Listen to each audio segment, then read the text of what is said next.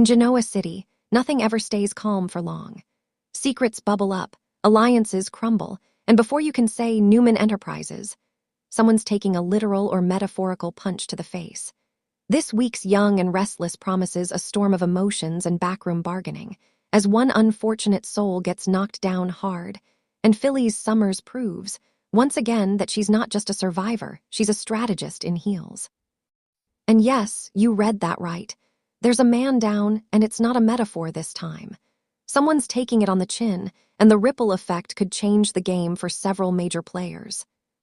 The calm before the blow. It all begins deceptively quiet. Genoa City is humming with familiar tension, whispers of corporate intrigue, romantic betrayal, and the ever-present tug-of-war between power and pride. Nick Newman's trying to keep peace between the people he loves, Billy Abbott's still wrestling with his better angels, and Phyllis, ever the redhead with a mission, is laying the groundwork for something big. But then, in true Y&R fashion, one heated argument turns explosive, and someone ends up quite literally flat on their back. The question isn't just who throws the punch, it's why. Rumor has it that tensions in the Newman and Abbott orbits collide in a shocking way. A business meeting turns personal, tempers flare, and before anyone can defuse it, there's a swing that lands like a thunderclap. You could have heard a pin drop afterward, says one insider.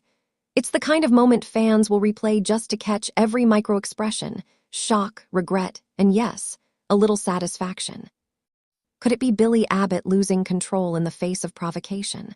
Or Adam Newman finally snapping back at years of judgment and hypocrisy? Either way, someone's taking it on the chin, and the fallout will echo all the way to Phyllis's doorstep. Phyllis Summers, queen of the comeback and the compromise. While one man's picking himself off the floor, Phyllis Summers is picking her next move. She's never been one to play small, and after her latest near misses with both success and disaster, she's ready to make a deal that could reshape her entire future. Viewers know Phyllis operates in shades of gray. She'll charm you, manipulate you, and still convince you she's the hero of her own story. This week, she's pulling out every stop. Her target, a certain player with the power to reopen doors she thought were sealed shut. Sources tease that she's playing a dangerous game of let's make a deal, part negotiation, part seduction, and part strategic chess. Phyllis knows she can't outmuscle her rivals, the preview hints, but she can outthink them, and that's exactly what she intends to do. Don't be surprised if she crosses paths with Tucker McCall or Jack Abbott, both of whom are circling the same high-stakes opportunities. With Phyllis, the line between ally and adversary is always blurred. One moment she's promising partnership, the next she's already plotting her escape route. A punch heard around Genoa City. Back to that fight, because let's face it, Y&R fans love a little physical drama. Whoever lands the punch doesn't just hit their opponent, they ignite a war. Imagine this, a confrontation at society, tension thick enough to cut with a knife. Accusations fly about betrayal, lies, or stolen business intel. Voices rise, chairs scrape, and just as someone tries to walk away, a final jab, verbal or otherwise, sends tempers into overdrive. A fist flies, a glass shatters, silence follows. The man down, let's call him the spoiler in question, isn't just bruised in body. His reputation and alliances will take a hit too. And while others rush in to break it up, Phyllis, ever the opportunist, sees the chaos for what it is, an opening. Because while everyone else is busy cleaning up the mess, she's already laying out the terms of her next big move. Redemption, revenge, or reinvention. This isn't the first time Phyllis has been caught between loyalty and leverage. Her entire Genoa City saga reads like a high-stakes poker game. She's lost big, won bigger, and learned to bluff like a pro. But this week feels different. There's a sense she's playing for more than power or payback. Phyllis wants redemption, yes, but on her own terms. She's tired of being underestimated, of being written off as the troublemaker. She's ready to show that she can turn chaos into currency. In the aftermath of the fight, as the dust settles, she starts connecting dots no one else even sees. She knows who threw the punch, why it mattered, and how it can be leveraged. To her, every scandal is an opportunity, and she's about to cash in. Meanwhile, in Newman land, the Newman family, as always, is never far from the epicenter of any drama. Victor's instincts are tingling, Nikki's worried but composed, Victoria's calculating her next power play. If the man down happens to be connected to Newman business, and all signs point to yes, the patriarch won't take it lightly. There's talk of disciplinary action, corporate retaliation, and perhaps a few threats disguised as polite warnings.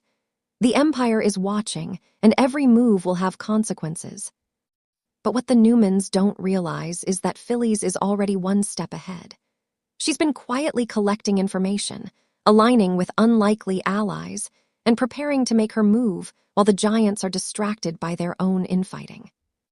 A deal with the devil, or maybe the angel in disguise. Phyllis's deal is the wild card that could flip the entire power board. Whether it's with Tucker McCall, who appreciates her cunning, or with someone like Daniel or Jack, who still see glimmers of the old Phyllis, this negotiation will test her moral compass and her patience. Expect sharp dialogue, veiled threats, and at least one moment where she almost lets her guard down. Phyllis has learned, the preview notes, that survival in Genoa City isn't just about winning. It's about knowing when to fold and when to make the other player think you have the ace. Man down, woman rising.